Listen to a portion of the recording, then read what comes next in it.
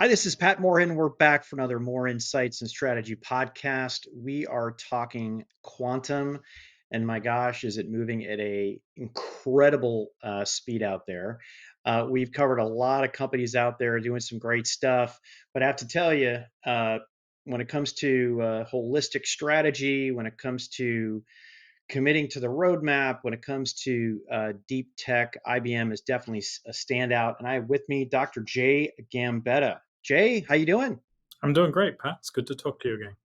You too. And the last time we chatted was at your event in Paris. We were talking a little bit about uh, quantum error mitigation in the paper that you did for Nature. But quite frankly, you've put out a lot of content. You've put out a lot of things that are going on. But I think it's really important in this. Really, what we're doing here is educating folks. Is You talk about an era of quantum utility. And can you talk about what this means? I've heard you use quantum utility before, but what do you mean about an era of it? Obviously, that means we started in one place and we're moving to the next. Yeah, so I think what I like to think about it is what we're trying to do is bring out technology as fast as we can to the users. In some sense, I would say we're trying to see how people can use it, bring that technology faster and faster. And I would say the previous era, the machines were small enough that you already knew what they were going to predict. Like you could benchmark them. So it was really benchmarking quantum and learning how to program. But what's changed now, and especially with that paper and some of the things that we'll talk about later, is we're bringing larger and larger machines that we don't know how to simulate. And so it's moving from being just a tool for benchmarking quantum physics, but a tool to advancing science. And that's what I'm really excited about. And that's what I mean by utility. It's now beyond brute force simulators. I would even argue that I'm not sure what a simulator for quantum is. You probably should just use real hardware and actually use it to explore what you're doing. That's very provocative, Jay, Sure. and I think based on the announcements you recently made, I think people will start asking that question. Yep. So, um, we've seen over 100 quantum experiments going on, uh, and we're seeing more demonstrations that are quote unquote part of this utility era. And I'm curious, at least based on our research, IBM is the only company that's able to do this right now. And I'm wondering, what are some of the moats? Are there going to be other people that will be able to replicate this soon? And again, it's interesting. We're moving from this. It's academic, but also commercial type of discussions. And academics get along better than people in the commercial world. I hope we all get along, but I think you once asked how do you do R&D together, and I think what we're trying to do in quantum is just that. Do the R&D and bring it to our users as quick as possible. So I've always looked at everything we do. We have two major things. We have building large systems, the 100 qubits, and this is the moat you talk about. Actually having the hardware that is capable to do something you can't do with classical computing. And the other area is we just have to work out how we can simplify how to use quantum. And so Qiskit, our open source software stack, is exactly that. One of the things we're actually going to do is in next year is we're going to release Qiskit 1.0. And that's our commitment to making something more stable, more reliable, and easier to use, and allowing us to start to build, let's say, those libraries of applications and things like that that go on top of it. So the two things that I think are hugely part of IBM is one, first, is our commitment to bring research to commercialization as fast as we can. And the second is the combination of Qiskit and the systems, like the IBM Quantum System 2, that's coming out at the end of this year, is our huge commitment. But just so I'm understanding this um, accurately, era of quantum, one of the measuring stick is 100 plus Yeah. qubits. Okay. By the way, this industry needs clarity, especially people like me who aren't PhDs, trying to get this out there. How many demos will we be seeing out there that would be over 100 qubits? Yeah. So like you say, like the first is we've got to have 100 qubits. And then the second is how many gates we can run. And so with the Eagle, we were able to run over 2,800 gates. And so what we're actually seeing is a bunch of papers. I think there's like 6 that are being published that are not IBM, showing how to do it in high energy physics, condensed matter, and things like that. And at the summit, we're even going to show you. I think at the moment the count is like 12 demonstrations of Right. doing it. So to me, this train has left the building. Right, people are starting to use it at this large scale. I like to say half jokingly, if you're not doing 100 qubits, you're not doing quantum. And what I mean by that is we've got to push really, really hard. Otherwise, we're not going to explore what we don't know. We've got to get this into the hands of those experts. And so that's what we want to do. And that's, as I said at the start, core to our mission. I mean, I love the shock and awe nature of it too. Meaning, it's one thing if one person had a demo, but 7 people, 12 people Yeah. able to show and replicate it just gives a lot of credibility that what's behind there is able to be reproduced. 3 months ago we saw a breakthrough in a different area of science that isn't being talked about that much, but I think replication is vital here. So IBM's very consistent on the mantra that it takes, 3 things for to get useful computation out there. And I don't hear anybody disagreeing with you, right? It's scale of the capabilities. It's the quality of the compute that you could do, and then obviously the speed at what you can do. Can you talk maybe a little bit of a history lesson of the progress that you're making on these fronts? Or maybe we'll keep it to the recent things that you've done here. Yeah, so we keep sticking to scale, speed, and quality. I think showing the scale, I would argue the Condor coming out, we're going to show the Condor, which is us getting to 1,000 qubits. And really, this is pushing our scale to the limit. I actually think we're pretty much solve scale. We've got some challenges to go, like modularity to keep going. And now we've got to focus on quality when I talk through the hardware side. Yeah. So the Heron processor that's coming out, it's like our most performant system ever. So it's about 3 to 5 times better than the Eagle. And so all those demonstrations were done on our previous generation. So this new processor, the IBM Heron quantum processor, it's 133 qubits, but it's more importantly, it's about 3 to 5 times better in how performant it is with lower crosstalk and things like this. And so I'd say this is the biggest thing in terms of quality. And then speed, we've actually focused on the whole stack. And so this means everything from basically the APIs getting faster. One of the things we're going to show, and it's a very simple task, but you as knowing from the HPC background will understand.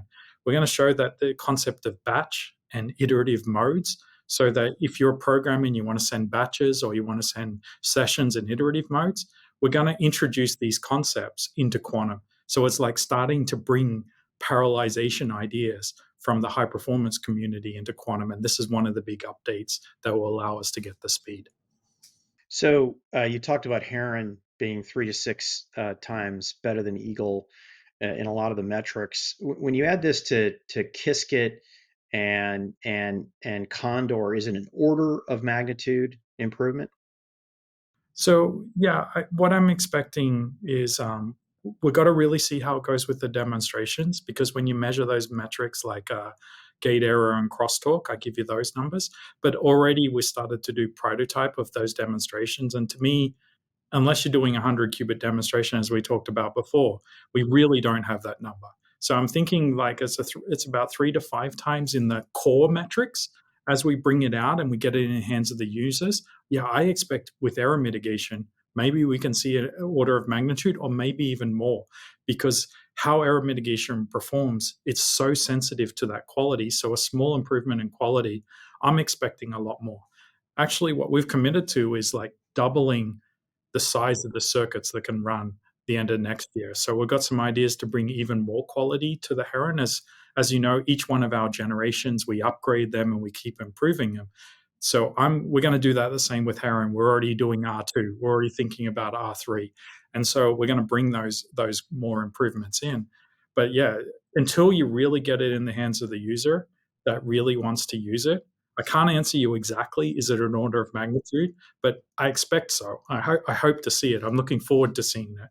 We'll show one demonstration, like repeating that paper we did in Nature, and it's much better than the paper we did. So I'm expecting seeing similar when our users get to use it. So, Jay, you and I have had these conversations about, again, not necessarily the mutual admiration club, but listen, I've been around the block. I've seen a lot of research that have been done around the industry, and it's pretty unique that a research group has a roadmap. It's a second uniqueness that actually hit that roadmap. But above and beyond, it's about creating value for clients, and that's what you're trying to do. Create value for your IBM clients. Can you give kind of the latest thinking of how you envision IBM clients taking advantage of all these incredible capabilities? Yeah. So as you said, the roadmap is important because it charts where we're going. And so I like to think of the first part of the roadmap was solving the scale. Now we're on the quality. And next we've got to ask, because we all want to get to this thing we call quantum advantage. And to me, this is two things. Like how do you map an interesting problem to quantum to something we call quantum circuits, and how you execute quantum circuits faster. I think now we've got evidence that we can execute the quantum circuits faster. So what we're trying to do is like create how you map those interesting problems. And I think of this as all these Legos working with clients to understand all these pieces, I like to call them Legos, of how we join them together. And so to me, the most important part is we've got to get the software, we've got to get the hardware, got to get in the hands of experts, but be driven by the directions of the problems that matter. So I think you're going to see real progress in applications of materials first, in applications of, say, chemistry. But I keep hoping to see more in the sort of mathematical space, like using quantum to understand some math functions. And so the best way to do that is to get it in the hands of experts and to work with clients that really want to see how it's going to impact them. And can you maybe summarize? I think I saw a slide that summarized kind of the four steps and the four patterns and how that relates to those. Again, I know you talked through them a little bit. Would you mind summarizing that? Yeah, so this is one of the things we're going to introduce. I call it Qiskit patterns. But what's more important is it's a way of thinking of an application. And so, what I think it's the time to move from like executing these quantum circuits. Like, my hope is that an enterprise that is using quantum doesn't need to be a quantum physicist or understand a quantum circuit. So these patterns are this concept that we're going to introduce this year, which is basically four steps. How do you map a problem to quantum circuits? How do you optimize those quantum circuits for hardware? How do you execute them on hardware? And how do you return and post-process the results? One of the really, really cool things we're even going to show is using some AI to improve the step of optimizing the hardware. And so you start to see some of these ideas that AI can boost quantum. And so we're going to roll out many of these patterns. And if they go the way I'm envisioning, those patterns will become the libraries of the future. And if we can get to, say, next year with a handful of libraries, that's how I want to see enterprises engaging to see it. And this is very similar to what GPUs did and CUDA did with the graphics accelerator. Is you've got to first have the kernel, and then next you've got to have the libraries. And I would say quantum has been getting the kernel, and that's what Qiskit tried to do. Qiskit Patterns is developing the libraries, and the next after you've got the libraries, you've got to scale out with the applications. And this is why we put the roadmap out. And it's a journey, in my view, but it's a journey that's driven both by research, development, and this goal to work out how to commercialize and bring it to the market as quick as possible. Yeah, so let's jump on this. You rolled some you rolled what is being announced to analysts in Yorktown. That was a great event, by the way, Thank you. and really excited about it. But yeah, no, let's dive in. You talked about a little bit of the transformation of Qiskit more to an API model. That, by the way, any programmer can understand when you use the word CUDA. Can you talk about some of the other things that you're announcing beyond utility scale computing? Yeah, so some of the other things that we're bringing out in this roadmap is this concept of talked a little bit about different execution modes, and that becomes the batch mode versus session mode. And that really starts to get how a quantum computer is going to be executed at speed. And then to simplify it, many of these examples that people are coming up with, they actually use quantum and classical. So coming back to those four steps, like how to map a problem to quantum or how to optimize it, actually uses a lot of classical resources. And so the future of quantum computing, and we often call it the quantum centric supercomputing architecture, is going to have this quantum QPU working with GPUs or CPUs. And so we're going to actually start to show how you can easily generate this with a concept we call quantum serverless. We've hinted at it before, but we actually got a few use cases now where you split the job and you run it over both, I like to call parallel compute and quantum compute. And if we can combine these and get these tools in the hands of the users, you're going to start to see this future architecture. So I look at this year's roadmap, even though this year's update to our roadmap, even though we've got the System 2, Heron, and Condor, all hardware, I Right. actually am more, maybe even a little bit more excited by the software side. Like we're actually starting to focus on abstraction layers, simplifying the software and speed. So I think it's actually going to quantum's going to get easier to use and more powerful as we continue to make improvements with the hardware.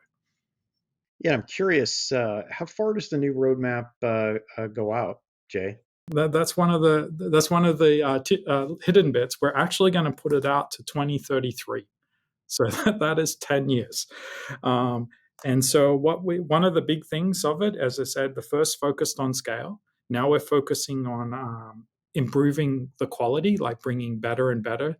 And this ties error mitigation and the processes tightly together. So I want to say like we want to do 5,000 gates next year. Then we want to get it to 7,500, 10,000, 15,000. And then I want to set it up so that 2029, we can get to 100 million gates. And what that means is we have to bring in this thing called error correction, replace error mitigation with error correction. And this is important because it makes a huge difference to the performance of these machines. I personally think it's going to be continuous and go through error mitigation to error correction. But we've got some ideas how we're going to do this. And one of the big updates to the roadmap is I'm actually going to split it in two. You're going to have your development roadmap, which I just discussed at the top, and an innovation roadmap. And part of that innovation is going to show some of these concepts to make it more and more probable that we'll be able to do error correction at scale. And what I mean by that is not just simple demos, actually integrate error correction into our roadmap so that from the user, they don't see physical qubits go to logical qubits. They just see that they can run bigger and better quantum circuits as time progresses. Yeah, I told you I thought it was unique, a research group having a roadmap and then actually hitting the roadmap. Yeah. Uh, but the details on this roadmap to 2033 is impressive. Um, and I'm curious too about, we have the first system that you brought out. Is there going to be anything sprinkled in there about a follow-on to system one? Well, yes, System 2 is Okay. coming out, and that is that architecture. And the System 2 architecture is modular in nature, and that's going to allow us to keep building out the bottom. We're going to turn it on. It's already working. It actually, the one down underneath me that's making some of that background noise as we do some final tweaks to it, has 3 Heron processors in it already. And so it really shows this parallelization. And like, this is why there's something as simple as a batch mode and an iterative session may sound simple, but parallel was so like changing for classical compute. As we bring these concepts to quantum, it's going to allow those workloads to go faster. And because we really care about our clients and our users using it, this is a huge part. And so, this modular, scalable nature of the System 2, I'm really looking forward to getting it out. And it should take us well into, I think we can take the System 2 well into the to the error corrected processes we talked about. I'm a little bit blown away um, when I looked at the roadmap and what it meant for the future of quantum, just the scalability and what you can do with this and the size of of and the cooling and just everything is mind blowing. Um, and I thought you were swinging for the fences before, but I feel like you've raised the bar again here. And I don't want to be overthinking this, Jay, but am I? I mean, is this yet another raising the bar here, or was I just not paying attention before? Yeah, it's yes. The short answer is yes. There's a little bit of risk. There's a lot of good ideas that are going into it, and a lot of good planning. The As we work out how to miniaturize those components, get them more stable, more robust, combined with the ideas that we have for error correction, I feel confident that we'll do it. I'm not going to say there's zero risk, but part of the reason of putting out a roadmap is to set direction, because then you can start to see when applications are going to make a cross section with it. And like when we started at the start talking about utility, that's why I think is we can start thinking of this as a scientific tool. And if we can start to say how we're going to scale it, my goal is hopefully next year or within a few years, we start to see, I'm hoping next year, to be honest, we start to see those quantum advantage demonstrations by some of our users and clients that have used this quantum computing to do something with it. So I look at all of this coming together.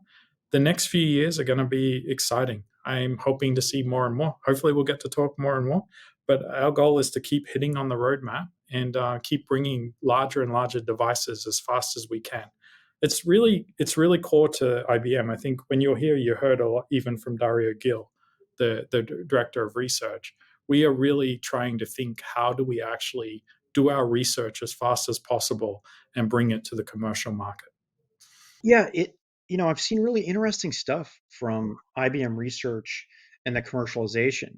For instance, on the AI side, IBM was first to GA with many enterprise offerings, and it was this interspersing of research with the folks who build products that your clients Hmm. um, buy. And I'll admit I was a little skeptical at first because I hadn't seen it before, but the proof in the pudding was with AI, and then it seems to be taking that same strategy with quantum here, and I'm super excited. Jay, I get a big smile on my face. Partially, I mean, the what you're putting out there is so big, and for such a company like IBM with a lot to gain and a lot to lose, it's impressive. And I'm thinking, where am I going to be in 10 years?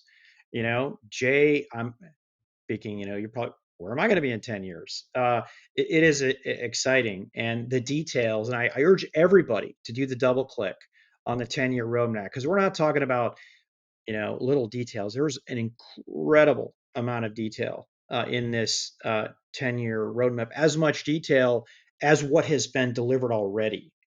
This isn't some type of vision statement. Of course, there's risk, and there's nothing that's been ever accomplished that's been worth anything that didn't have a tremendous amount of risk. So, Yeah. Jay, appreciate you coming out of the show. Congratulations on all the Yep. stuff that you're rolling out, and what you and the team have been able to accomplish so far. I'm just thinking about kind of literally mankind's biggest problems of what it can sort through. That's something that some people say we talk about too much or too little, but I do think this is going to change a lot of things, and I don't think people are thinking about that just yet. You are, and your team, and folks in this, but generally. So I'm super excited about that. I appreciate you coming on the show.